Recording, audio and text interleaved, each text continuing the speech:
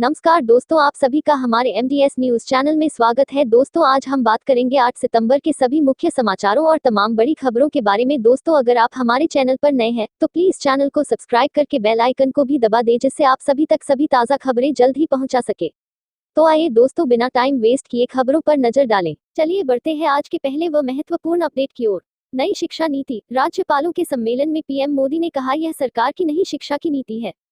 प्रधानमंत्री नरेंद्र मोदी ने आज राष्ट्रपति रामनाथ कोविंद के साथ राष्ट्रीय शिक्षा नीति पर राज्यपालों के सम्मेलन के उद्घाटन सत्र को संबोधित किया। प्रधानमंत्री मोदी ने कहा कि ये शिक्षा नीति सरकार की शिक्षा नीति नहीं है, ये देश की शिक्षा नीति है।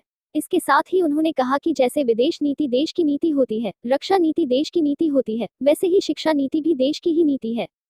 प्रधानमंत्री नरेंद्र मोदी ने कहा, देश की आकांक्षाओं को पूरा करने का महत्वपूर्ण माध्यम शिक्षा नीति और शिक्षा व्यवस्था होती है। शिक्षा व्यवस्था की जिम्मेदारी से केंद्र, राज्य सरकार, स्थानीय निकाय सभी जुड़े होते हैं। लेकिन ये भी सही है कि शिक्षा नीति में सरकार, उसका दखल, उसका प्रभाव कम से कम होना चाहिए। उन्होंने कहा, शिक्षा नीति से जितना शिक्षक, अब ये शिक्षा नीति सरकार की शिक्षा नीति नहीं है, ये देश की शिक्षा नीति है। भावक जुड़े होंगे, छात्र जुड़े होंगे, उतना ही उसकी प्रासंगिकता और व्यापकता दोनों ही बढ़ती है। देश के लाखों लोगों ने, शहर में रहने वाले, गांव में रहने वाले, शिक्षा क्षेत्र से जुड़े लोगों ने इसके लिए अपना फीडबैक दिया था, अपने सुझाव दिए थे। कंगना को मिली Y level security for Kangana Ranaut को मिली श्रेणी की सुरक्षा, राउत ने दी है देख लेने की धमकी। बॉलीवुड अभिनेत्री कंगना रनौत को वाई कैटेगरी की सुरक्षा मिल गई है। सूत्रों ने गृह मंत्रालय के अधिकारियों के हवाले से यह खबर दी है। बता दें कि शिवसेना नेता संजय राउत के साथ कंगना का विवाद बढ़ने के बाद अभिनेत्री के पिता ने हिमाचल प्रदेश सरकार को पत्र लिखा था। इस पत्र में उन्होंने अपनी बेटी को सुरक्षा देने की मांग की थी, लेकिन अब गृह मंत्रालय ने अभिनेत्री को वाई श्रेणी की सुरक्षा प्रदान कर दी है। कंगना ने कहा है कि वह 9 सितंबर को मुंबई पहुंचेंगी। शिवसेना प्रवक्ता राउत ने कंगना को मुंबई आने पर देख लेने की चेतावनी दी है। सुशांत सिंह राजपूत मौत मामले में कंगना ने मुंबई पुलिस की भूमिका पर सवाल उठाए हैं। कंगना ने वाई श्रेणी की सुरक्षा मिलने पर गृह मंत्री अमित शाह को धन्यवाद कहा है।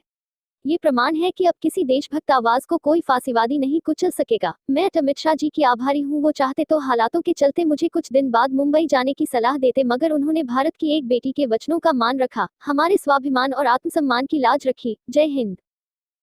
भूकंप के झटकों से हिला मुंबई। मुंबई में भूकंप के झटके, रिक्टर स्केल पर मापी गई इतनी तीव्रता। कोरोना संकट के बीच भूकंप, अर्थक्वेक का कहर भी थमता हुआ नजर नहीं आ रहा है। सोमवार को मुंबई में भूकंप के झटके महसूस किए गए। रिक्टर स्केल पर भूकंप की तीव्रता 3.5 मापी गई। एनसीएस की ओर से जारी बयान में बताया गया कि मुंबई से करीब 102 किलोमीटर की दूरी पर यह झटके महसूस किए गए हैं। फिलहाल अब तक इसमें किसी भी तरह की कोई जानमाल की नुकसान नहीं हुई है। गौरतलब है कि पिछले 6 महीने से देश भर में अलग अलग इलाकों में लगातार भूकंप के झटके महसूस किए जाते रहे हैं। दिल्ली एनसीआर में ही लगातार 2 दिन झटके महसूस किए गए थे। वैज्ञानिकों की तरफ से कहा गया है कि हिमाचल प्रदेश व उसके आसपास के इलाकों में भूकंप के तेज झटके आने की संभावनाएं हैं। राहुल गांधी की ओर से फिर एक बड़ा बयान। समस्या का हल ढूंढने के बजाय शुतुरमुर्ग बन जाती है मोदी सरकार। राहुल गांधी। कांग्रेस नेता राहुल गांधी ने एक बार फिर मोदी सरकार पर निशाना साधा है। उन्होंने कहा है कि मोदी सरकार पहले खुद देश को संकट में पहुंचाती है, फिर शुतुरमुर्ग बन जाती है। राहुल गांधी ने इसके लिए कोरोना संकट जीडीपी का उदाहरण दिया है। उन्होंने ट्वीट करते हुए कहा, मोदी सरकार देश को संकट में पहुंचाकर समाधान ढूंढने की बजाय शुतुरमुर्ग बन जाती है। हर गलत दौर में देश आगे है, कोरोना संक्रमण के आंकड़े हो या जीडीपी में गिरावट। मोदी सरकार देश को संकट में पहुंचाकर समाधान ढूंढने की बजाय शुतुरमुर्ग बन जाती है। हर गलत दौर में देश आगे है, कोरोना संक्रमण के आंकड़े हो या जीडीपी में गिरावट। इकोनॉमी को लेकर भी एक बड़ी खबर सामने आई है। बड़ी खबर लाइव। आरबीआई के पूर्व गवर्नर रघुराम राजन बोले, और बदतर हो सकती है इकोनॉमी की हालत, राहत पैकेज बढ़ाए सरकार। आरबीआई के पूर्व गवर्नर रघुराम राजन ने जीडीपी में ऐतिहासिक गिरावट पर प्रतिक्रिया दी है। उन्होंने कहा कि जीडीपी के आंकड़ों से सभी को अलर्ट हो जाना चाहिए। उन्होंने कहा कि भारतीय अर्थव्यवस्था को अमेरिका और इटली से भी ज्यादा नुकसान हुआ है। यह दोनों देश कोरोना वायरस महामारी सबसे ज्यादा प्रभावित रहे हैं। राजन ने कहा कि जब तक कोरोना वायरस पर काबू नहीं पाया जाता है, तब तक भारत में विवेकाधीन खर्च की स्थिति कमजोर बनी रहेगी। उन्होंने कहा कि सरकार ने अब तक जो राहत दी है वह नाकाफी है। उन्होंने कहा कि सरकार भविष्य में प्रोत्साहन पैकेज देने के लिए आज संसाधनों को बचाने की रणनीति पर चल रही है, जो आत्मघाती है। सरकारी अधिकारी सोच रहे हैं कि वायरस पर काबू पाए जाने के बाद राहत पैकेज देंगे, वे स्थिति की गंभीरता को कमतर आंक रहे हैं। तब तक इकोनॉमी को बहुत नुकसान हो जाएगा। इसी बीच एक अच्छी खबर सामने आई है। ट्रंप अपने सबसे बड़े लड़ाके को भेज रहा है हिंदुस्तान, चीन और पाकिस्तान में छाया मातम। राफेल के सदमे से ड्रैगन अब तक बाहर निकल नहीं पाया कि उसे एक और झटका लग गया। लैक पर रेड आर्मी की साजिश को समझते हुए ट्रंप ने अपने सर्वशक्तिमान को हिंदुस्तान भेजने का फैसला किया है। रण क्षेत्र का ये रणवीर इतना खौफनाक है कि चंद सेकंड में ही लाल सेना को नेस्तानाबूद कर देगा। एयर बैटलफील्ड का हिंदुस्तानी योद्धा रणविजय राफेल तो पहले ही मोर्चा संभाल चुका है, लेकिन अब उसका साथ देने के लिए अमेरिका से 2 फाइटर जेट F-35 और F-21 भारतीय सेना की ताकत बढ़ाने वाले हैं, जिससे ड्रैगन सेना में जबरदस्त हड़कंप मच गया है। सुपर पावर के सबसे बड़े लड़ाके की हिंदुस्तान में एंट्री ने ड्रैगन के होश उड़ा दिए हैं। सर्वशक्तिमान फाइटर जेट के बारूदी ट्रेलर से पहले ही चीन ने सरहद पर हथियार डाल दिए हैं। अमेरिका की वायुसेना की शान माने जाने वाले F-35 लड़ाकू जेट को लेकर जब से ये खबर सामने आई है कि जल्द ये आसमानी योद्धा हिंदुस्तान की शान बन सकता है, तब से चीन और पाकिस्तान में मातम छा गया है। दोनों देशों को विश्वास नहीं हो रहा है कि पहले राफेल और अब अमेरिकी विध्वंसक F-35 हिंदुस्तान की सरजमी पर अपने कदम रखने वाला है। चलिए बढ़ते हैं अगले बड़े व महत्वपूर्ण अपडेट की ओर। गोरखपुर में शुरू हुआ 300 बिस्तरों वाला कोविड-19 अस्पताल, सीएम योगी ने किया उद्घाटन। मुख्यमंत्री योगी आदित्यनाथ ने गोरखपुर के बाबा राघव दास मेडिकल कॉलेज के बाल चिकित्सा संस्थान में 300 बेड के कोविड-19 अस्पताल का उद्घाटन किया।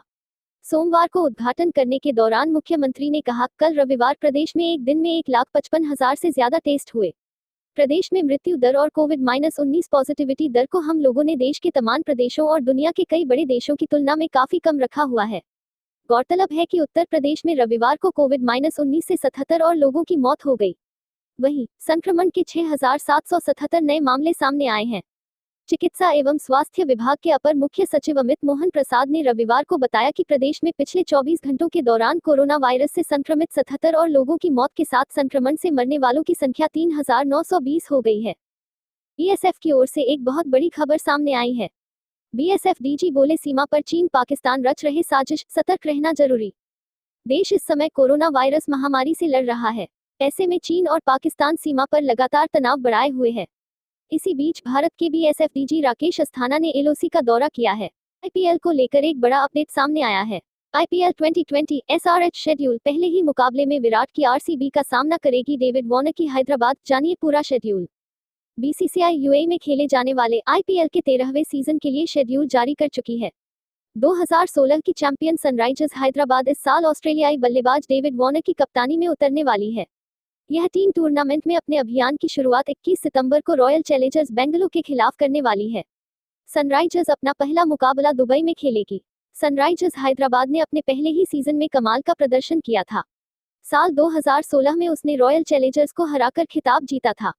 इस टीम के गेंदबाजों को आईपीएल की सबसे मजबूत गेंदबाजी लाइनअप माना जाता है। गोल्ड एंड सिल्वर प्राइस को लेकर भी बड़ी खबर। गोल्ड प्राइस टुडे, सोने चांदी के भाव में देखी जा रही बढ़त, जानिए क्या है कीमतें। सोना और चांदी दोनों कीमती धातुओं का भाव सोमवार को बढ़त के साथ ट्रेंड कर रहा है। मल्टी कमोडिटी एक्सचेंज MCX पर अक्टूबर के कॉन्ट्रैक्ट वाला सोना सुबह 10:48 बजे 67 रुपये यानी 0.13% की तेजी के साथ 50,745 रुपये प्रति 10 ग्राम पर ट्रेंड कर रहा था। वैश्विक स्तर पर भी सोमवार को सोने की वायदा और हाजिर दोनों कीमतों में बढ़ोतरी दर्ज की गई है। घरेलू वायदा बाजार में चांदी की कीमत में भी सोमवार को तेजी देखने को मिली है। सोमवार सुबह 10:57 पर MCX पर 4 दिसंबर 2020 की चांदी की वायदा कीमत 1.27% या 854 रुपये की तेजी के साथ 68,120 रुपये प्रति किलोग्राम पर ट्रेंड कर रही थी। उधर चांदी की वैश्विक कीमतों में भी सोमवार को बढ़त दर्ज की गई है।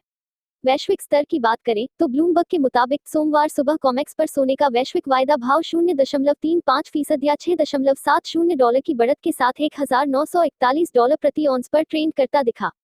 इसके अलावा सोने का वैश्विक हाजिर भाव इस समय 0.03% या $0.61 की बढ़त के साथ $1,934.55 प्रति औंस पर ट्रेंड करता दिखा। बिहार अनलॉक 4 की गाइडलाइंस जारी। बिहार में आज से लागू अनलॉक 4 की गाइडलाइन, जानिए क्या खुला और क्या रहेगा बंद। बिहार में 6 सितंबर को लॉकडाउन खत्म हो गया है। साथ ही आज से राज्य में केंद्र सरकार द्वारा जारी अनलॉक 4 की गाइडलाइन ही लागू हो गई है। केंद्र सरकार द्वारा जारी नई गाइडलाइन इस प्रकार है। केंद्र सरकार की ओर से जारी एसओपी का पालन करना होगा। 7 सितंबर से एक राज्य से दूसरे राज्य या राज्य के भीतर व्यक्ति के आने जाने या सामान लाने ले जाने पर कोई प्रतिबंध नहीं रहेगा। शादी और अंतिम संस्कार में भी 21 सितंबर से 100-100 लोग शामिल हो सकेंगे। स्कूल, कॉलेज, कोचिंग क्लास 30 सितंबर तक बंद रहेंगे। कंटेनमेंट जोन के बाहर रहने वाले 9वीं से 12वीं तक के छात्रों को 21 सितंबर से स्कूल जाने की अनुमति होगी, लेकिन इसके लिए उनके अभिभावकों की लिखित अनुमति अनिवार्य होगी। सिनेमा हॉल, स्विमिंग पूल, मनोरंजन पार्क और थिएटर आदि बंद रहेंगे। 21 सितंबर से ओपन एयर थिएटर शुरू हो सकेंगे।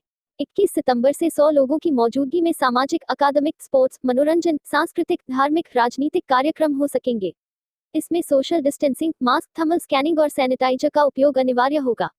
ऑनलाइन या डिस्टेंस एजुकेशन की अनुमति रहेगी। 21 सितंबर से कंटेनमेंट जोन के बाहर के स्कूलों को 50% शैक्षिकी और गैर शैक्षिकी स्टाफ को बुलाने की अनुमति दे सकेंगे। मध्य प्रदेश डीजीपी को लेकर बड़ी खबर। एक्सक्लूसिव, मध्य प्रदेश को मिल सकते हैं नए डीजीपी। जौहरी 30 सितंबर को हो रहे हैं रिटायर। मध्य प्रदेश के डीजीपी विवेक जौहरी 30 सितंबर को रिटायर हो रहे हैं। ऐसे में उम्मीद लगाई जा रही है कि नए डीजीपी के नाम की घोषणा भी इसी महीने हो सकती है। प्रदेश की पूर्व कांग्रेस सरकार ने मौजूदा डीजीपी जौहरी को 2 साल का एक्सटेंशन दिया था, लेकिन बीजेपी सरकार आने के बाद जिस तरीके से कमलनाथ सरकार के तमाम फैसलों को पलटा जा रहा है, ऐसे में इस बात की संभावना ज्यादा है कि शिवराज सरकार एक्सटेंशन के फैसले को भी पलट सकती है। अभी देखना यह होगा कि क्या शिवराज सरकार कमलनाथ सरकार के एक्सटेंशन के फैसले को पलटेगी या फिर जौहरी 2 साल तक डीजीपी बने रहेंगे। यदि जौहरी 2 साल तक डीजीपी बने रहते हैं तो यह मध्य प्रदेश के इतिहास में पहली बार होगा जब एक्सटेंशन के बदौलत डीजीपी का कार्यकाल चलेगा। कोरोना आंकड़ों को लेकर भी एक बड़ा अपडेट सामने आया है। कोरोना वायरस इन इंडिया, पिछले 24 घंटे में आए रिकॉर्ड 91,000 के करीब नए केस। देश में कुल केस 42 लाख पार। भारत में कोरोना संक्रमित मरीजों की संख्या में तेजी से इजाफा हो रहा है। ब्राजील को पीछे छोड़कर भारत दुनिया का दूसरा सबसे ज्यादा कोरोना संक्रमित देश हो गया है। यहाँ 42 लाख से ज्यादा केस सामने आ चुके हैं। स्वास्थ्य मंत्रालय की ताजा जानकारी के मुताबिक पिछले 24 घंटे के अंदर कोरोना के रिकॉर्ड 90,802 नए मरीज मिले। रविवार को 1016 मरीजों ने जान गंवाई। देश में अब कुल कोरोना संक्रमितों की संख्या 42,04,000 हो गई है। इनमें से 71,642 लोगों की मौत हो चुकी है। एक्टिव केस की संख्या 8,82,000 हो गई और 32,50,000 लोग ठीक हो चुके हैं। संक्रमण के सक्रिय मामलों की संख्या की तुलना में स्वस्थ हुए लोगों की संख्या 3.5 गुना अधिक है। कोरोना वायरस के लिए कुल 4,95,51,507 टेस्ट किए गए। आईसीएमआर के मुताबिक कल 6 सितंबर तक कोरोना वायरस के लिए कुल 4,95,51,507 टेस्ट किए गए, जिनमें से 7,20,362 टेस्ट कल किए गए। उत्तराखंड से भी बड़ी खबर सामने आई है। उत्तराखंड में की जा रही है बार खोलने की तैयारी। होंगे ये बड़े बदलाव। कोरोना के कारण बंद हो चुके कई काम अब धीरे धीरे शुरू किए जा रहे हैं। इस बीच उत्तराखंड में अनलॉक -4 के तहत होटल और रेस्तरां में बंद बार को खोलने की तैयारी की जाती है। इसके लिए सभी जिला आबकारी अधिकारियों को दिशा निर्देश जारी कर दिए गए हैं। इन दिशा निर्देशों के तहत यह कहा गया है कि वे कलेक्टर के निर्देश प्राप्त करने के बाद ही बार का संचालन कर सकेंगे। मीडिया रिपोर्ट्स के अनुसार आबकारी आयुक्त ने जिला आबकारी अधिकारियों को संबंधित कलेक्टरों से मार्गदर्शन लेने के लिए कहा है। चल रहे दिशा निर्देशों में बार खोलने और संचालन के दौरान अनलॉक -4 के निर्देशों में आवश्यक दौरे का पालन करने के लिए कहा गया है। चलिए दोस्तों, आज के लिए बस इतना ही। अब कल मिलेंगे देश भर की तमाम बड़ी व छोटी खबरों के साथ। दोस्तों, अगर आप हमारे चैनल पर नए हैं तो प्लीज चैनल को सब्सक्राइब करके बेल आइकन को भी दबा दें और रोजाना ऐसी वीडियोस को लाइक कर शेयर करना ना भूलें। धन्यवाद।